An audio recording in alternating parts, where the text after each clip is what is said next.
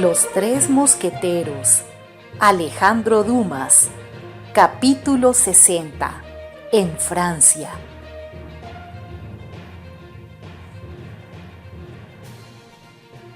El primer temor del rey de Inglaterra, Carlos I, al saber la muerte de Buckingham, fue que tan terrible noticia desanimara a los de La Rochela.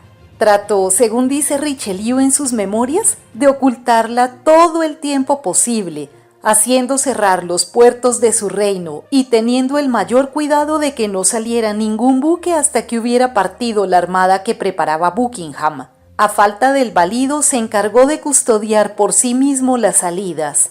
Llegó la severidad de esta orden a retener en Inglaterra al embajador de Dinamarca que iba a partir, y al de Holanda que debía conducir al puerto de Flesinga los navíos de las Indias que Carlos I había hecho restituir a las Provincias Unidas. Pero como no pensó en dar la orden sino hasta 5 horas más tarde del fatal acontecimiento, es decir, a eso de las 2 de la tarde, habían tenido tiempo de salir del puerto 2 buques. Uno llevando, como sabemos, a Milady, la cual, aunque ya se figuraba lo que había acontecido, se confirmó en su idea al ver desplegarse el pabellón negro en el mástil del navío almirante. En cuanto al segundo buque, más adelante manifestaremos a quién conducía y por qué daba la vela. Entretanto, nada ocurría en el campamento de La Rochela, solamente el rey, que se aburría mucho como siempre, pero quizás algo más en el campamento que en ninguna otra parte, resolvió ir de incógnito a pasar las fiestas de San Luis en San Germán y solicitó al cardenal una escolta de 20 mosqueteros. El cardenal, a quien el fastidio del rey alcanzaba algunas veces, concedió esto con mucho gusto a su real lugarteniente, quien prometió estar de vuelta el 15 de septiembre.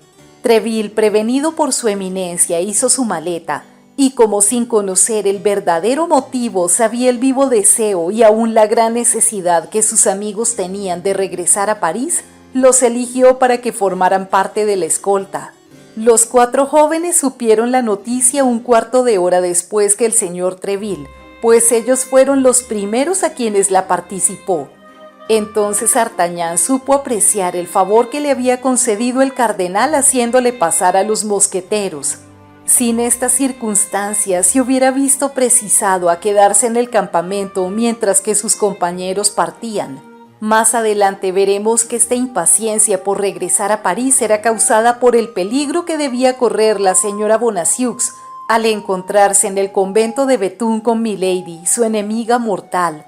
De modo que, como hemos dicho, Aramis había escrito inmediatamente a María Michon, aquella costurera de Tours que tenía tan buenas relaciones, para que consiguiera de la reina la autorización que permitiera a la señora Bonacieux salir del convento de Bethune y retirarse a Lorena o a Bélgica.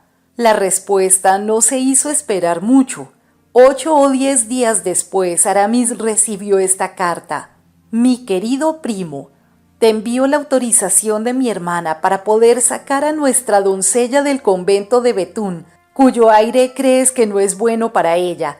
Mi hermana te envía esta autorización con mucho gusto porque ama extraordinariamente a esa joven, a la cual espera ser útil más adelante. Recibe un abrazo de María Michon. A esta epístola venía adjunta una autorización concebida en estos términos. La superiora del convento de Bethune entregará a la persona que le presente este billete la novicia que había ingresado en su convento por recomendación mía y bajo mi protección. En el Louvre el 10 de agosto de 1628. Ana. Se comprenderá cuánto había regocijado el ánimo de nuestros jóvenes estas relaciones de parentesco entre Aramis y una costurera que llamaba hermana a la reina. Pero Aramis, después de haberse sonrojado 2 o 3 veces por las pesadas bromas de Porthos, había suplicado a sus amigos que no hablaran más al respecto de este asunto, declarando que si le decían una palabra más no volvería a emplear a su prima por mediadora en semejante clase de negocios. No se volvió pues a tratar de María Michon entre los 4 mosqueteros, quienes además tenían ya lo que deseaban, esto es, la orden para sacar a la señora Bonacieux del convento de las Carmelitas de Bethune. Es verdad que esta orden no les servía de mucho mientras estuvieran en el campamento, esto es en el otro extremo de Francia, por lo cual D'Artagnan iba a pedir una licencia temporal al señor de Treville, confiándole francamente la importancia de su partida cuando se le dio conocimiento como a sus 3 amigos de que el rey iba a partir para París con una escolta de 20 mosqueteros y que ellos formaban parte de esta escolta. La alegría fue extraordinaria. Enviaron delante a los lacayos con sus bagajes y ellos partieron por la mañana. El cardenal acompañó a su majestad desde Surgeres a Maucé, en donde el rey y su ministro se despidieron mutuamente con grandes manifestaciones de amistad. Sin embargo, el rey, que buscaba alguna distracción caminando lo más ligero que podía, pues deseaba entrar en París el 23, se detenía de vez en cuando para ver volar a las urracas, entretenimiento que le había sido inspirado por el señor de Luynes y por el cual había conservado siempre una gran predilección. De los 20 mosqueteros, 16 cuando pasaba esto se felicitaban por tan buen pasatiempo, pero los 4 restantes renegaban de él. D'Artagnan, sobre todo, tenía zumbidos perpetuos en los oídos, lo que Porthos explicaba del modo siguiente: «Una distinguida dama me ha dicho que eso quiere decir que hablan de ti en alguna parte». En fin, la escolta atravesó París el 23 de agosto por la noche.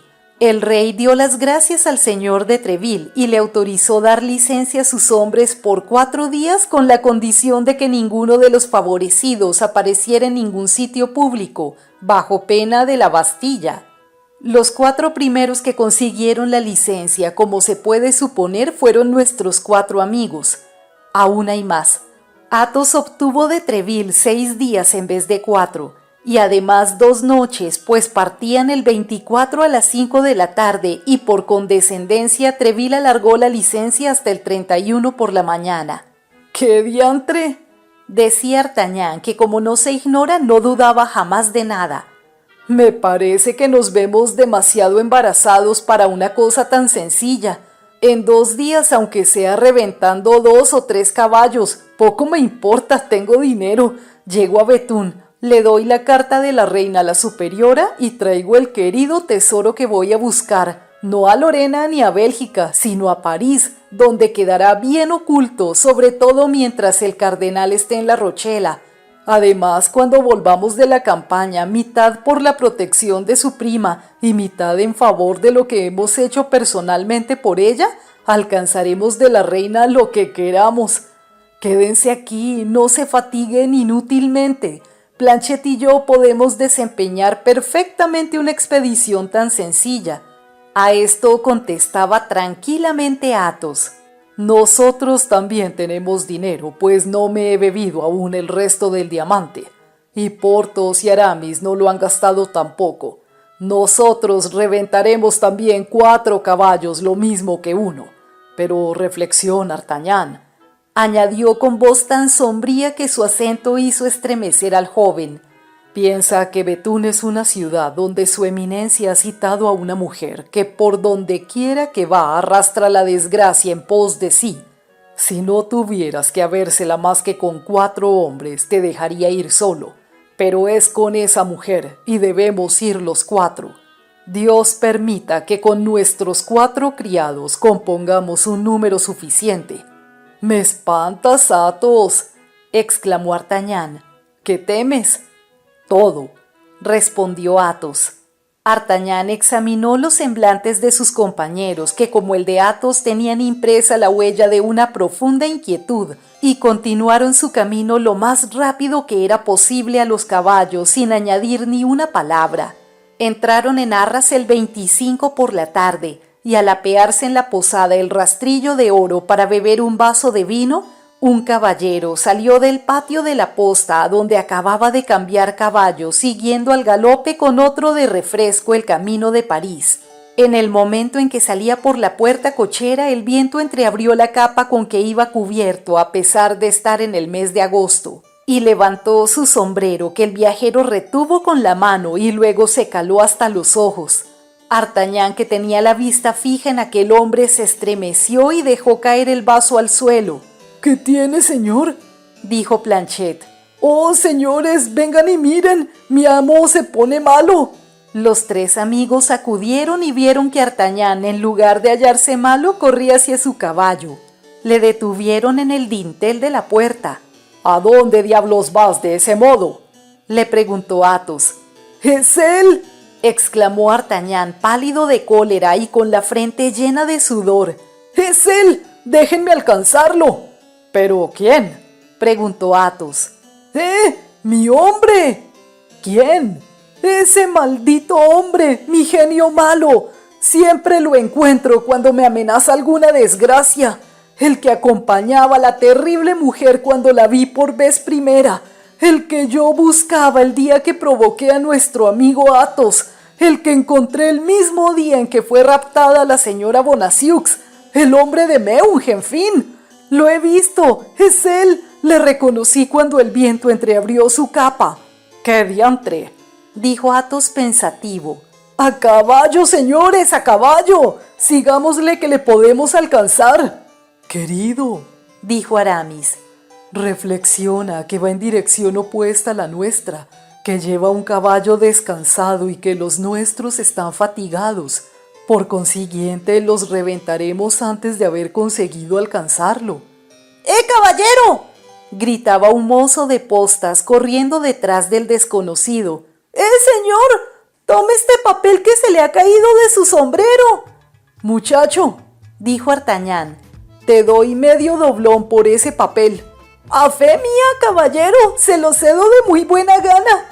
El mozo de cuadra, muy contento con su hallazgo, volvió a entrar en el patio de la posada.